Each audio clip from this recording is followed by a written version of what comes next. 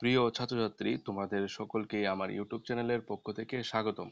তো আজকের ভিডিওটা তোমাদের জন্য খুবই গুরুত্বপূর্ণ হতে চলেছে। যে ইতিমধ্যেই একটি নিউজ বের হয়েছে যে আগামী 27 এবং 28 মে ঘূর্ণিঝড়ের কারণে সকল শিক্ষা প্রতিষ্ঠান বন্ধ থাকবে। এটা আমাদের শিক্ষা দপ্তরের কর্তৃপক্ষরা ইতিমধ্যেই জানিয়ে দিয়েছেন এবং এই নোটিশটা কিছুক্ষণের মধ্যেই বের হবে। তো এখনো এই নোটিশটা বের হয়নি যে তোমাদের আগামী 27 এবং 28 মে স্কুল বন্ধ থাকবে।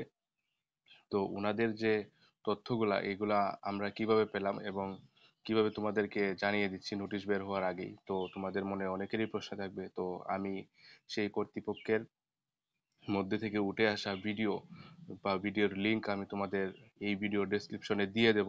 তো তোমরা সেখান থেকে সেই ভিডিও বা তথ্যগুলো সম্পূর্ণ জেনে নিতে পারবে। তো আগামী 27 এবং 28 মে তোমাদের স্কুল বা সমস্ত শিক্ষা প্রতিষ্ঠানগুলোই বন্ধ থাকবে।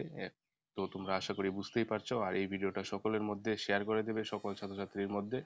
তো এই তথ্যটা খুবই গুরুত্বপূর্ণ সকল ছাত্রছাত্রীর জন্য। তো তোমরা ভিডিওটা সকলের মধ্যে শেয়ার করবে।